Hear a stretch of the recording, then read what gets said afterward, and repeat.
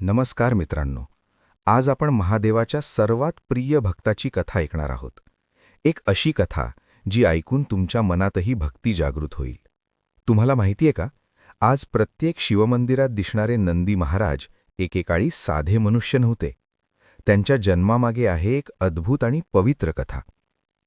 शिवपुराणात सांगितलेल्या कथेनुसार ऋषी शिलादा नावाचे एक महान तपस्वी होते. पण त्यांच्या आयुष्यात एक मोठी कमी होती. त्यांना संतान नव्हते.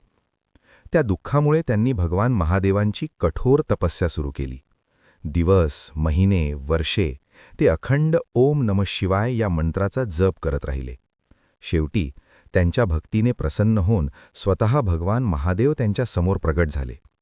महादेव म्हणाले, ऋषी शिलादा, तुझी भक्ती मला अत्यंत प्रिय आहे. माग, तुला कोणते वरदान हवे आहे? तेव्हा शिलादा ऋषींनी नम्रपणे हात जोडले आणि म्हणाले, प्रभू, मला असा पुत्र द्या जो दिव्य, पवित्र आणि तुमचा महान भक्त असेल. महादेव स्मितहास्य करून म्हणाले, तुला एक तेजस्वी पुत्र होईल, जो माझा सर्वात मोठा भक्त म्हणून ओळखला जाईल. काही काळानंतर शिलादा ऋषींना एक दिव्य पुत्र झाला. तोच होता नंदी. लहानपणापासूनच नंदी वेगळा होता. त्याला खेळ, संसार किंवा भौतिक गोष्टींचा मोह नव्हता. त्याचे मन फक्त एकाच ठिकाणी रमायचे, भगवान महादेवांच्या चरणी. तो दिवसरात्र फक्त ओम नमः शिवायचा जप करायचा, महादेवांची ध्यानधारणा करायचा. त्याची भक्ती इतकी प्रामाणिक होती की एक दिवस स्वतः भगवान महादेव त्याच्या समोर प्रगट झाले.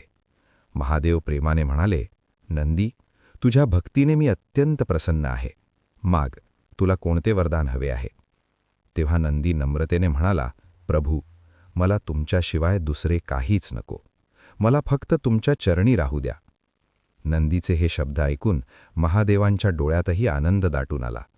महादेव म्हणाले, आजपासून तू माझा सर्वात प्रिय भक्त म्हणून ओळखला जाशील. प्रत्येक शिवमंदिरात माझ्या शिवलिंगाच्या आधी तुझी प्रतिमा असेल.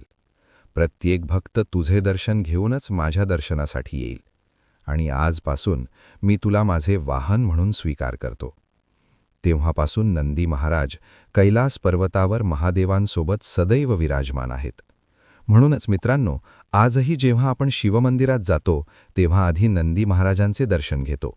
आणि असे मानले जाते की नंदीच्या कानात आपल्या इच्छा सांगितल्या तर त्या थेट महादेवांपर्यंत पोहोचतात. म्हणून सकाळी महादेवाची पूजा केल्यानंतर रात्री महामृत्युंजय मंत्र आणि ओम नमः शिवाय या मंत्राचा जप करणे खूप पवित्र आणि शक्तिशाली मानले जाते.